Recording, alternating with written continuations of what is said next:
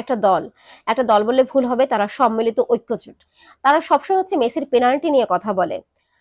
Messi তথা আর্জেন্টিনার penalty নিয়ে কথা বলে যে আর্জেন্টিনা হচ্ছে পেনাল্টি ছাড়া তারা ম্যাচ জিততে পারে না, মেসি পেনাল্টি ছাড়া গোল পায় না।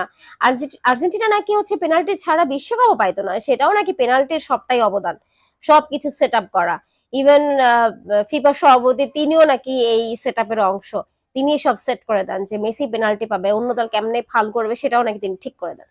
যাই হোক, তো তারা যাকে বস ডাকে সেই বস, তার যে একটা রেকর্ড, সেই রেকর্ডটা আবার তার ভক্তরা খুব উদযাপন করে।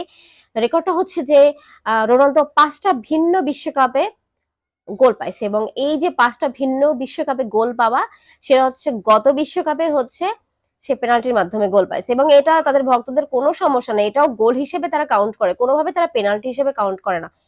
কিন্তু মেসির ক্ষেত্রে হচ্ছে পেনাল্টি।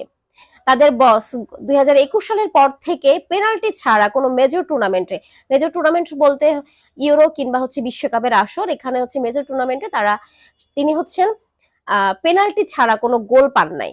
মানে হচ্ছে কেউ ফাউল করলো, সেটা হচ্ছে তাকে অপেক্ষা করতে হবে যে একটা পেনাল্টি পাবো, সেখান থেকে গোল পেয়েছেন, ওইটা ওইটা ওইটা গোল হিসেবে কাউন্ট হয়। কিন্তু মেসির গুলা হচ্ছে সব পেনাল্টি, ওখানে গোল ফল কোনো কিছুর অবদান নেই, সব হচ্ছে পেনাল্টি, এবং এই পেনাল্টি হচ্ছে মেসি একলাই পায়। আর বাকি যারা আছে গত বিশ্বকাপে যে কিলিয়ান এমবাপ্পে, তিনি যে পেনাল্টি পেয়েছেন, এসব কোনো কিছু কাউন্ট হয় না, সব সব হবে মেসির কাউন্ট হবে, মেসির পেনাল্টি, অন্যান্য যারা করবে তারা হচ্ছে গোল আদায় করছে।